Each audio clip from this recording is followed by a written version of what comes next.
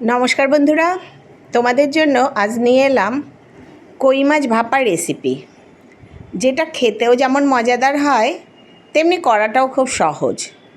আদতে কই মাছ একটু শক্ত টাইপের মাছ, অনেকেই পছন্দ করেন এটা টাটকা ঝোল খাওয়ার, কিন্তু এইভাবে যদি কই মাছ ভাপা করা যায় তাহলে তার স্বাদও হয় দুর্দান্ত। আর যারা খায় না তারাও একবার চেখে দেখতে পারে কতটা সুস্বাদু এবং লোভনীয় এই পদ। আমি এই কই মাছ ভাপা করার জন্য 4টে কই মাছ নিয়ে নিয়েছি। বেশ ভালো সাইজের 4টে কই মাছ আমি ভালো করে বেছে ধুয়ে নিয়ে নিয়েছি মাছগুলোকে জল ঝরিয়ে।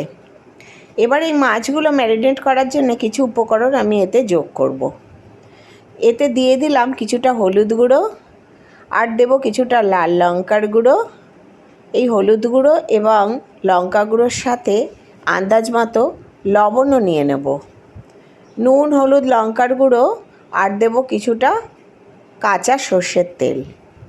যেহেতু মাছটা আমি ভাপা করব তাই জন্য মাছের গায়ে এই মশলাগুলো খুব ভালোভাবে মেখে না নিলে মাছের ভেতরে মশলাগুলো ভালো করে ঢুকবে না। এই নুন, হলুদ, শুকনো লঙ্কার গুঁড়ো এবং তেল দিয়ে মাছগুলো খুব ভালো করে মেখে নেব।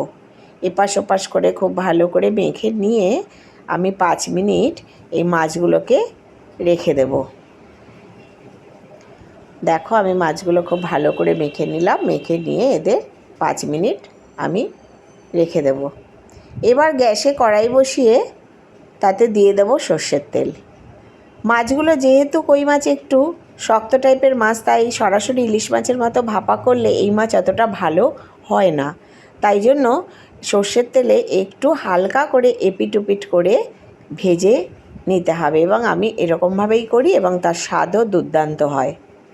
মাছগুলো আমি তেলের উপর দিয়ে দিলাম, দিয়ে এপাশ ওপাশ করে উল্টে একটু হালকা ভেজে নেব। আমার রান্নাগুলো যদি তোমাদের ভালো লাগে তাহলে প্লিজ লাইক, কমেন্ট এবং শেয়ার করবে। সাবস্ক্রাইব করে আমার পাশে থাকার জন্যে অনুরোধ জানালাম। যারা নতুন বন্ধু দেখছো আমার চ্যানেল, এই নতুন ভিডিও তোমরা দেখছো, তাদেরকে অনেক অনেক ধন্যবাদ। তারা লাইক করো, সাবস্ক্রাইব করে আমার পাশে থেকো। আর যারা পুরনো বন্ধু আমার ভিডিও দেখো তাদের তো সর্বদাই আমি অভিনন্দন জানাই। মাছগুলো আমার এপিট ওপিট করে ভাজা হয়ে গেছে। এবার আমি মাছগুলো এক এক করে তুলে নেব। কই মাছেরও অনেক রকম রেসিপি হয়, তার মধ্যে কই মাছ ভাপাও একটা রেসিপি। আর কই মাছের ঝোল, হালকা টাটকা মাছের ঝোলও খেতে খুব ভালো হয়। আমি আজ ভাপা করব। এবার মাছগুলোকে একটু ভেজে ঠান্ডা করে নেব।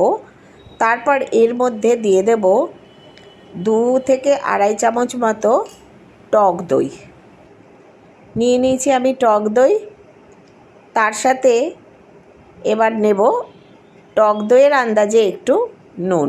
আমি মাছে আগেই নুন হলুদ মেখেছি, তাই অল্প নুন দেব। আর দিয়ে দেব সর্ষে পোস্ত বাটা আড়াই চামচ মতো। এখানে আমি সাদা সর্ষে ব্যবহার করেছি, তোমরা কালো সর্ষেও নিতে পারো। দেব অল্প একটু হলুদ, আর দেব কাঁচা লঙ্কাগুলো আমি চিড়ে দিয়ে দেব। এটা তোমরা তোমাদের আন্দাজ মতো ঝালটা দেবে। আমি এখানে বেশ 7-8টা মতো লঙ্কা আমি চিড়ে দিয়ে দিয়েছি। এতে খুব একটা ঝাল হবে না, কিন্তু এর ফ্লেভার খুব দারুণ মাছের স্বাদকে বাড়িয়ে তুলবে। তোমরা তোমাদের আন্দাজ মতো লঙ্কা দিও, আর তোমরা এখানে অল্প একটু শুকনো লঙ্কার গুঁড়োও ব্যবহার করতে পারো। আমি যেহেতু মাছটা মাখার সময় লঙ্কার গুঁড়ো দিয়েছি, তাই এখন আর কোনো লঙ্কার গুঁড়ো ব্যবহার করব না। আর দিয়ে দেবো কাঁচা সর্ষের তেল। এবার এটাকে ভালো করে আমি মেখে নেব।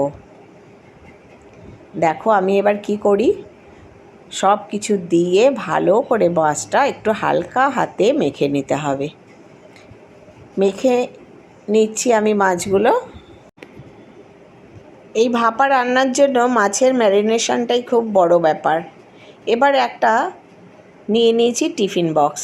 এরকম টিফিন বক্সের মধ্যে এবার এই মাখানো মাছগুলো এক এক করে সাজিয়ে দেব।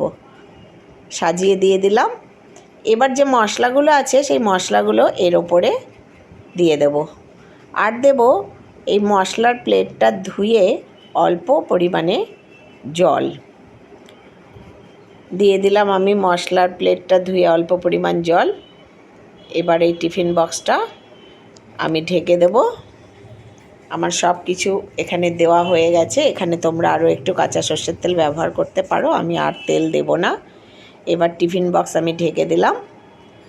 গ্যাসের উপর কড়াই বসিয়ে তাতে কিছুটা জল বসিয়ে দিয়েছি।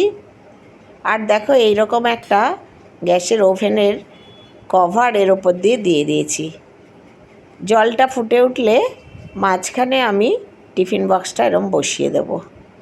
বসিয়ে এবার পুরো একে ঢেকে গ্যাসটা লো টু মিডিয়াম আঁচে রেখে প্রায় 10 মিনিট মতো এটা রেখে দেব। 10 মিনিট পর ফিরে এলাম। এবার ঢাকনাটা তুললাম। তুলে দেখো জলটা অনেকটাই শুকিয়ে যাবে আর টিফিন বক্সটাও খুব গরম থাকবে। এই সময় টিফিন বক্সটা একটু তুলে ঠান্ডা করে নেব। ঠান্ডা করে তোমাদের খুলে আমি দেখাবো কি সুন্দরভাবে মাছটা তৈরি হয়ে গেছে।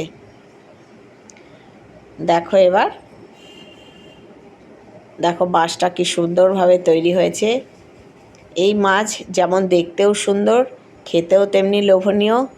এই রকমভাবে আমার মতো করে একবার করে খেয়ে কমেন্টে জানিও কেমন লাগলো। আর যারা আগে থেকেই খাও তারা তো জানোই এর স্বাদ। আমার আজকের রেসিপি ভালো লাগলে তোমরা লাইক, শেয়ার এবং সাবস্ক্রাইব করে আমার পাশে থেকো। আর আমি সব প্লেটে নামিয়ে নিলাম মাছগুলো, আর তার উপরে আমি কুচনো ধনেপাতা দিয়ে দিলাম। সকলে ভালো থেকো, সুস্থ থেকো, ধন্যবাদ।